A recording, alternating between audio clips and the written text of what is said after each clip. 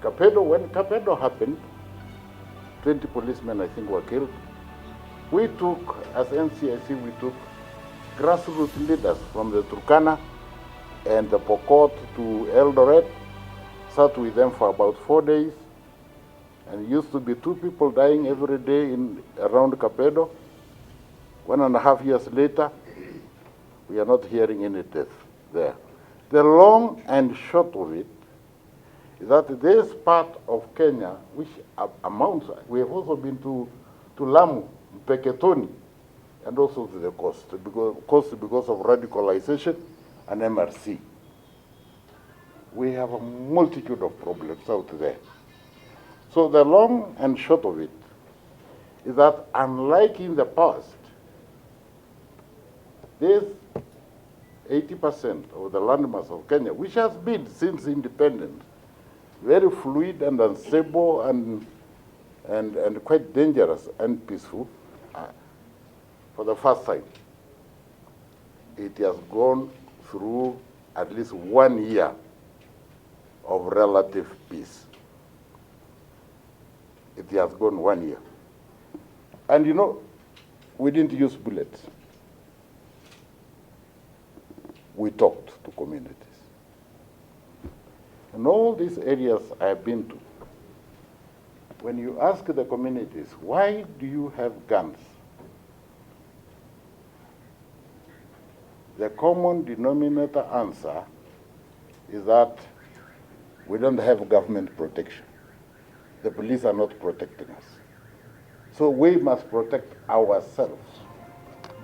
So that is one thing that has to be fixed. Government must ensure security for all so that we don't have a ethnic militia or a self-help situation. I have never taken an assignment as difficult as this. I don't also think I have taken an assignment as important as this, or an assignment as urgent as this.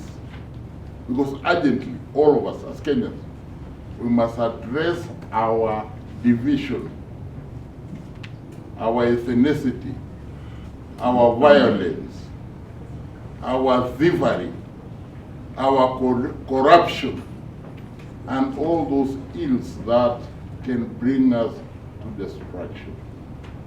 Let's not self-destruct. So I would like to just open this opportunity because Mheshimiwa has to rush to Kibera and to speak to youth there. We give him opportunity to answer some questions from the plenary. So 2 questions to begin with, very burning questions. 2 questions. Cohesion. Tumeona mazungumzo mengi kuliko matendo mengi.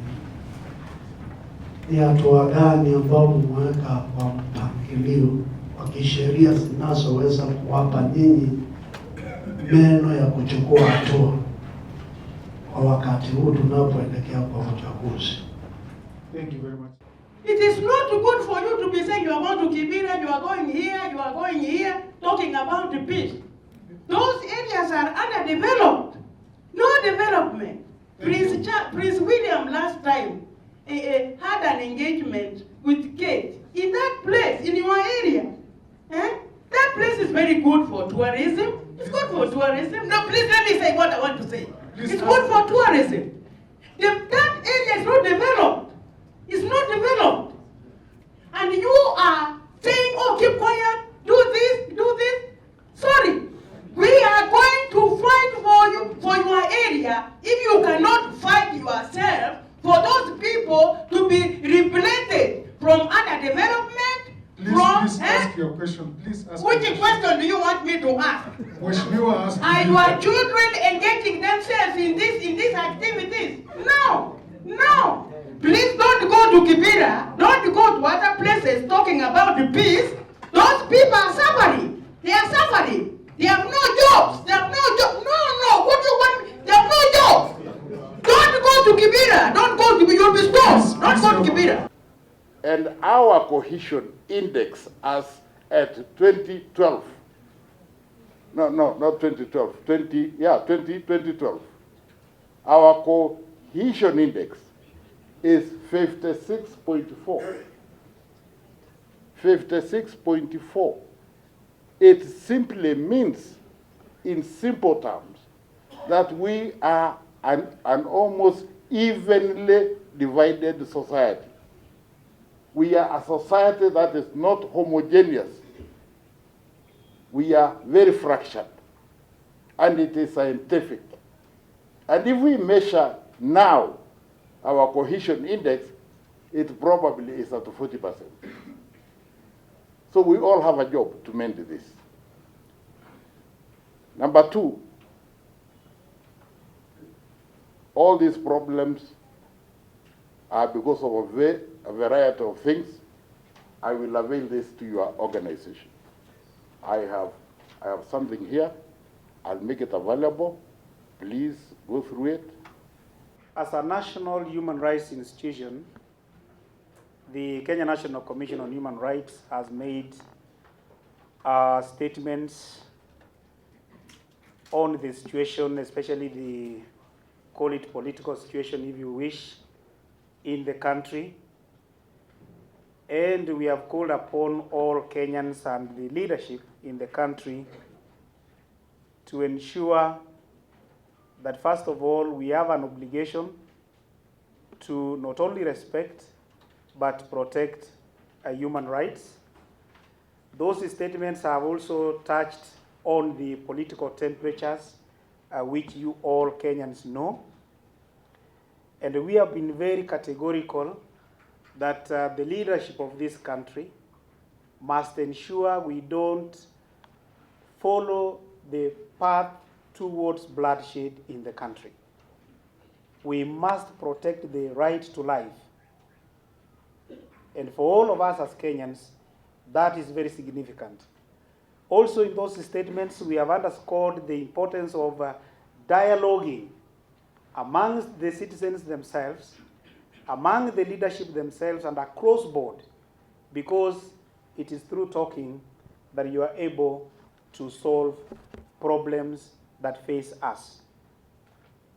And also in those statements, we did indicate that the leadership must also engage the public and give the public proper direction on national matters like the ones before us.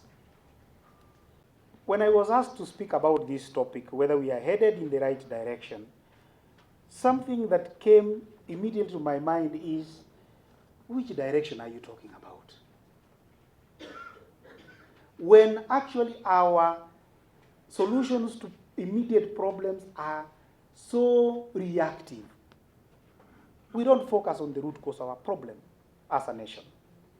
And for me, that is where I would want us to retract and make sure that we really get to understand the issues that face the Kenyans, root causes of our problems. Let them not be dependent on the situation that is at the moment and what gains certain individuals are going to get out of particular situations. As a commission, and many of the independent commissions and offices do make reports, but unfortunately, even the recommendations that we make that are very critical, that can help the nation, I'm afraid that the uptake of those recommendations by institutions that are supposed to act on them is very slow. And that has always been our appeal, that let us not ignore what is coming from the ground, because we speak to the Kenyans. Finally, we did a public inquiry, even though, into insecurity in the North Rift. The report is not out yet because we've just completed last week listening to the Kenyans. But we must say that the levels of desperations we see in Kenyans, the yearning for peace among Kenyans is so high. And let each one of us play their rightful role. We have indicated before about the need for us, the need for government, and all key players to ensure we implement the Truth, Justice, and Reconciliation Commission report.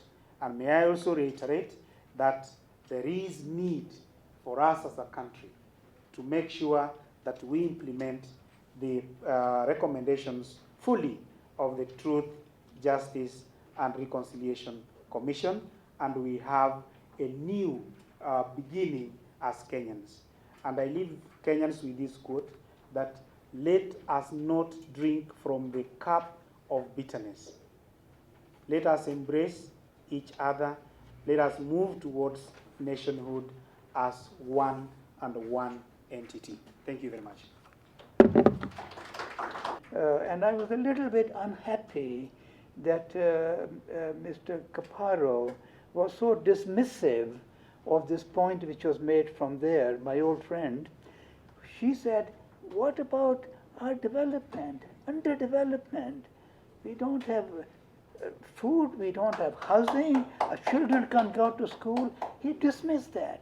But for me, that is the most important thing. Yes. And we must build a society where everybody has a chance to go to school, the children go to school, employment, housing. And the Constitution, Bill of Rights that my friend mentioned, is as much dealing with economic and social rights as it is about civil political rights. The colonial authorities were very greedy. They took away our lands. They threw people off. The Maasai know this well. Twice they were thrown away from the land. So they were very greedy, and they established a state with the power to control us. Our police and our army still operate under the ethos, under the practices of colonial rule. Colonial rule was not to protect us, not to give our rights, but to take away our rights. We have continued to use the police for the same purposes as it was used by colonial powers. Whereas in the Constitution, you will see the chapter on police, it says the police are there to protect people, to protect their rights, to give them a sense of security, not to kill them, not to use weapons on them. So the capture of the state became fundamental, because with that you control all this power to exploit others, to kill others. But fundamentally, it was a question of money. The best way to become rich very quickly, as Jomo Kenyatta discovered, Jomo Kenyatta and my father were very close friends. My father spoke fluent Kikuyu, which I have forgotten myself. But I always felt, when he came out, that he was so greedy, and he used the state to build a lot of wealth for himself and his family. And so ever since that, people say, if I want to be rich, let me get into politics. Not to serve the people, but to serve myself. Whereas traditionally, politics were important because the politicians were to help the people. In many countries, politicians don't have very high salaries. I studied in England, and I got to meet a number of MPs, and they were not rich. In fact, many of them were highly talented, and they could have made 3-4 times more money in private practice or whatever their skills were than in politics. In our country, it is just the opposite. Let's invite Mr. Kanake just to come and make closing remarks, and if possible, also contribute. But in the interest of time, I think I'll ask him just to actually do the closing remarks. I want to say that we have 3 things that we have listened to this morning. Of course, we had the most important person, the person in charge of the commission that is supposed to deal with the issue of cohesion. But as we wind up, we note that we take responsibility for the people we have put in parliament, in our other house, the Senate, the MCAs, even as they create an environment where it is war like now for us, and the conflicts are just next to us. Professor H. Paul Guy insights on the issues of poverty. That is the resource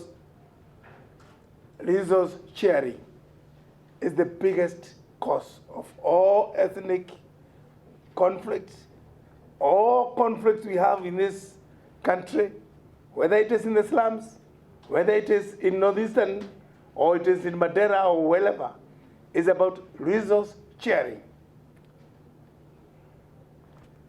Then for that matter, he has given it to us, politics must be on ideology and social philosophy and the values, not on my personal agenda, wanting to be the power in authority will not help us. And in this case, I want to throw the ball and for us to look at it, that when you live here, remember you are going to give civic education to those who never reached here. Tell them what we said, that we are responsible for the mess we are in or for the good we are in. Watch the space of the governors. Everybody is going for that post. So it is up to you to put in the right people, people who can manage your resources efficiently, better, and distribute them in a more reasonable, not ethnic way, so that we can be able to create a new nation. I want to stop there and ask if there is anybody who can pray for us as we come to a close of this meeting. Love their people. Lord, we pray as we move out that you may protect our soul. In Jesus' name we pray. Amen. I was chair of the Constitution Review Commission and then of BOMAS, which drafted a new constitution, which was eventually, some years later, adopted, and the basis of the 2010 constitution is that constitution. Now I'm retired from my work. I am been most of my life a law professor. But what we did with a couple of friends, I did was to set up an institute called Katiba Institute when the Constitution was adopted, in order to make sure that the Constitution is respected and the necessary laws are made and so on. So I'm still quite active with that institute, and we do cases, write books, inform people of their rights and so on. I came to this we might call it a discussion organized by CARA, and to discuss the question of what's called cohesion and integration, which means that we as a people, as Kenyans, should have a sense that we belong together, that we have the same country, we have the same future, and because at the moment there is a feeling that people don't think of themselves as Kenyans, but think in terms of their ethnic, tribal group, and that divides us as a people and causes conflict. So the idea was to see how we can move away from that conflict and bitterness and so on towards a feeling that we all belong together and we must work together, even though, of course, we can speak our own languages, but we must also speak Swahili and English. I was here because of the problems we are having in this country, especially among our youth. It's very sad as a mother to see our youth being wasted. And as I am here because I have had a feeling of the boy child being so much ignored, rejected. Now the boy child is being used to cause a lot of havoc. The boy child is used to cause destruction because he's rejected. He feels very rejected. Yeah, the boys are rejected at birth. because the girl child has been so much educated and taken care, but the boy child, it's my deep desire to ask our government to do something to the boy child. Even as the last government, we had so many boarding schools for girls, but we didn't have any for our boys. So I'm here because the boy child is the one involved in the destruction, and they are the builder. Beberekade, a man is the head. Yeah, and a man have a special place in the God's heart. Yeah. What I would tell the organizers of Kara is very important to have an event like this, but I would think it would be good to have on the counties and have them in a primary school whereby you are able to invite a lot of youth, because we can empower them in many ways. Like there are so many things they can do because they have strength, they have knowledge. Most of them are well educated. It is not they don't have to get a job.